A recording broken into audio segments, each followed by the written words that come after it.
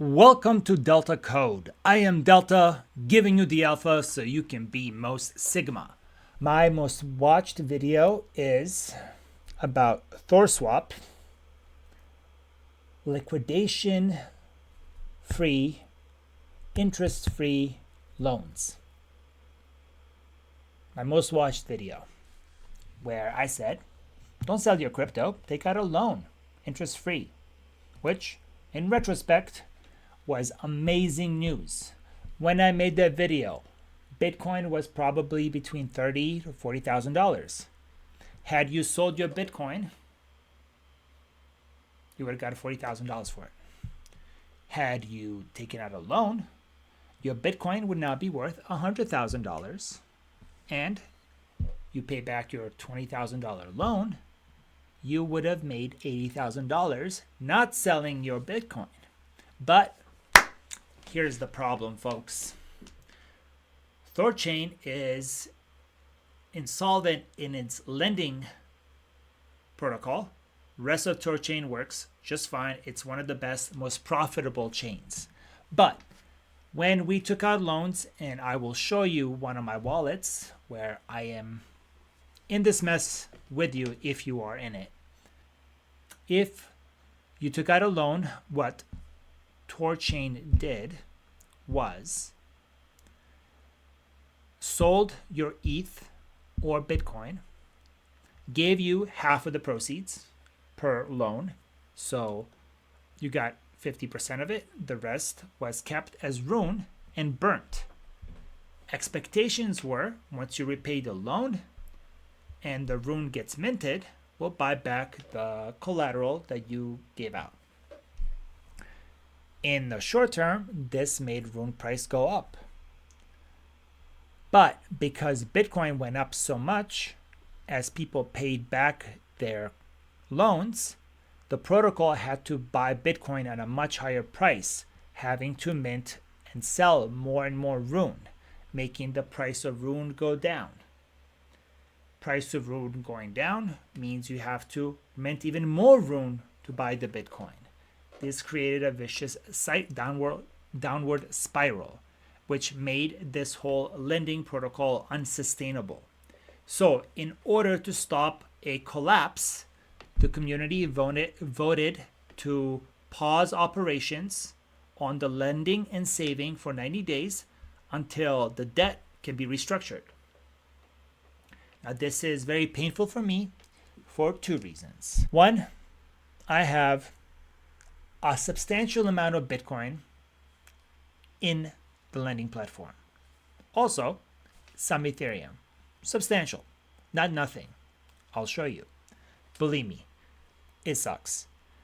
But more painful part is the video where I showed people how to use ThorSwap of what I was doing is my most watched video, which means a lot of people looked at it as for validation or how to, or were inspired to even do it all together. And if you are locked out of your funds for the next 90 days, I feel your pain. I'm in this mess with you. I am talking to the developers. I am giving them my best advice as economists how to resolve this. Now, the pause was actually really smart of them to do to stop the downward spiral. RUNE token dropped from, I think it was like $4 at the time of controversy, becoming like, oh, this is unsustainable. It dropped down to $2, and then it was paused, and it's now $2.50, $2.80. So the price has rebounded because there's no more this death spiral that's forcing liquidations of RUNE tokens, depressing the price, making it harder and harder to pay back the loan. In the next 90 days, there's a lot of proposals of how everybody can be made whole, not instantly, but over time. I trust that we will be made whole and we will be paid back because Thor Chain is one of the most profitable chains. The interface is one of the best. It allows you to do cross-chain swaps. That means you can trade Bitcoin for Ethereum natively on the layer 1 chain. You can trade Zcash for Litecoin or whatever you want. And they're constantly integrating more chains. They just integrated Base last week. Because it's a profitable chain, there is money that can be used to pay back the debts that they owe us. Now, let me show you. Here is one of my wallets of just Ethereum. I borrowed against 20 ETH. They gave me $40,000 that I need to now pay back in order to get $60,000 worth of ETH out. If I don't get this back, I will have lost $20,000 in this mess in Ethereum alone. Far more in Bitcoin, which sucks because Bitcoin appreciated even more. Kind of the cause of the problem. Anyways, I'm in this mess with you. As a modern economist, I fully understand the power of communication. The Federal Reserve uses something called the Phillips augmented curve, or anchored expectations Phillips curve, because the model wasn't quite working.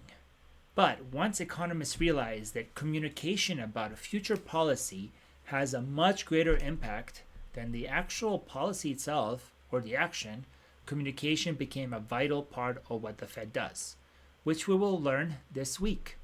The Fed meeting will tell us what the Federal Reserve plans to do with interest rates. Now, we expected 4 rate cuts before the prior meeting. Now we're down to 1 or 2, if any. Likely a pause. But how they communicate this to the market, and they likely have kind of hinted at this in the previous communications and their dot plots, the market has priced that in. Won't be surprised that the Fed won't cut rates at this meeting, right? Nobody expects the rates to be cut at this meeting because they communicated this in the previous meetings.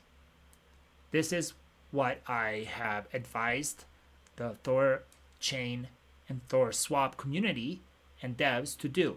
Clearly communicate the plan, what the proposals are, so nobody panics and doesn't further sell RUNE tokens.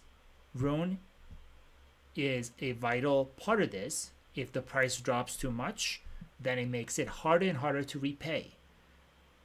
If people buy RUNE more, it's easier to repay everybody. Everything works. It actually is a positive feedback loop. I did write a long Twitter thread on this. The main concept I want you to learn about today, it's called hyperstition. It's a term that combines superstition and hyper to describe a concept or idea of the way a narrative becomes reality through its own circulation and influence on people's beliefs and actions. Unlike superstition, where involves beliefs into supernatural causality without empirical evidence, hyperstition operates through feedback loops where beliefs in the idea contribute to the manifestation in the real world. So hyperstition challenges traditional notions of causality and reality by suggesting that the ideas and narrative don't just reflect or interpret the world, they in fact shape it. So this is why it's important for the RUNE and the Thor Chain community to have a shared belief and expect success in the repayment of the debts so that nobody dumps RUNE. By RUNE not being dumped, it will solve the problem. Problem being solved will make the RUNE price appreciate. Everybody's happy. So it's a bit of a manifest destiny. It is anchoring expectations so people don't panic. So everything gets resolved in an orderly manner. Now, the important part here is communication. Often when there's some sort of a fuck up, people like to hide their head in a hole and hope the problem goes away.